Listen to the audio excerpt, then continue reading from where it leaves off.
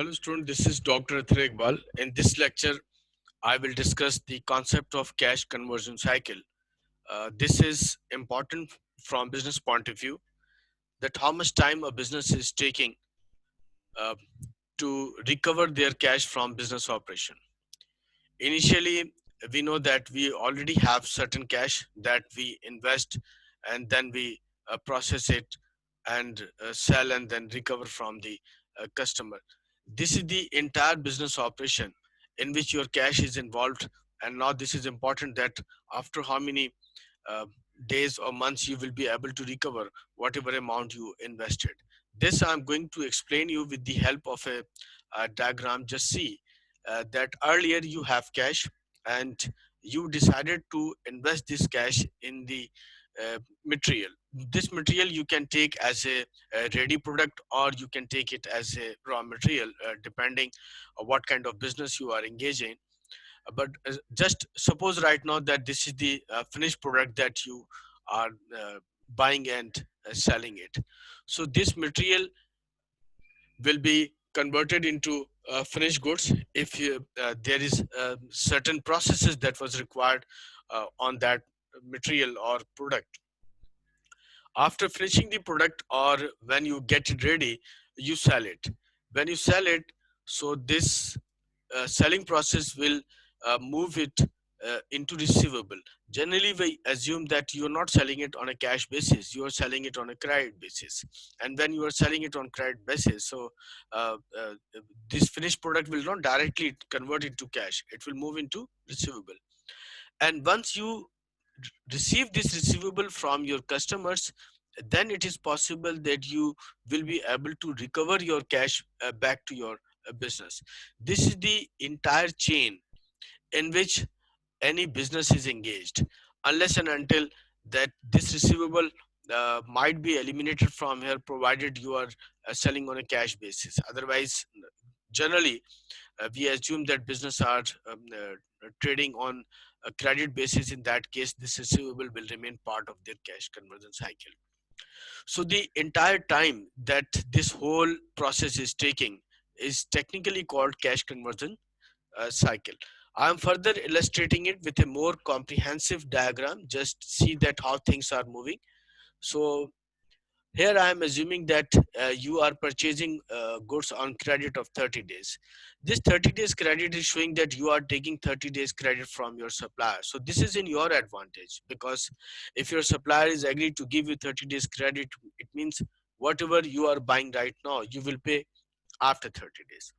Let's suppose your supplier is not giving you any credit term. So naturally, whenever you will buy this material, you need to pay the amount immediately.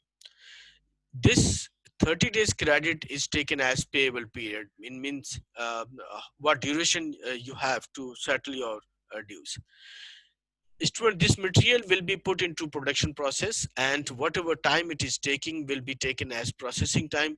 Here I am assuming that your processing time in your production process is 45 days. It means that once you buy a raw material, you are putting it on production floor, and production process is taking 45 days. So this is called a processing period.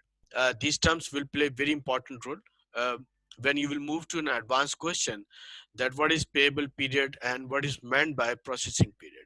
Processing period, as discussed here, is the time taken by the production floor to complete raw material into finished product.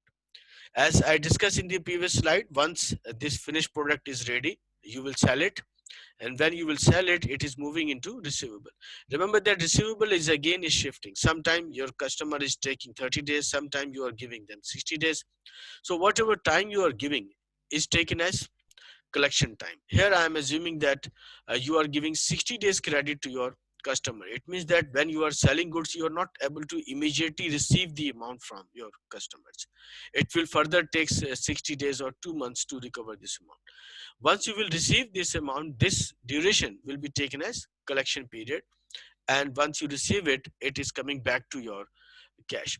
This entire process in which a business is engaged is called cash conversion cycle, which is taking, as you can see, various time duration.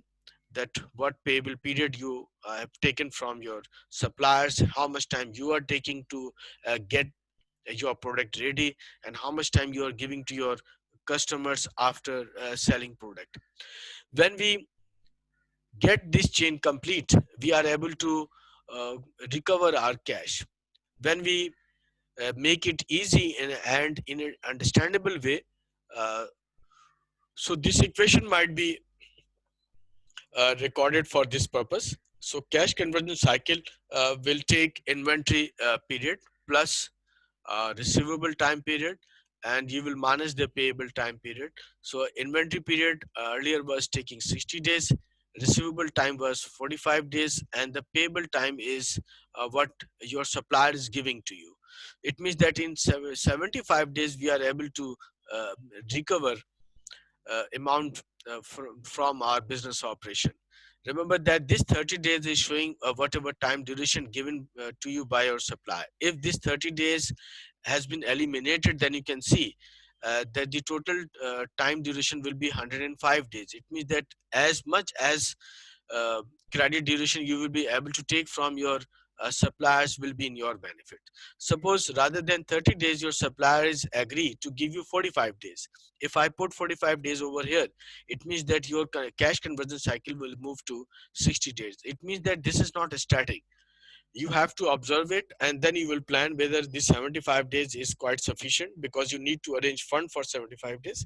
And if you think that this 75 days is not sufficient, then you need to plan over here that what strategy may be adopted that can um, increase this one and can reduce these two components that can impact on the cash conversion cycle or cash conversion period of your business.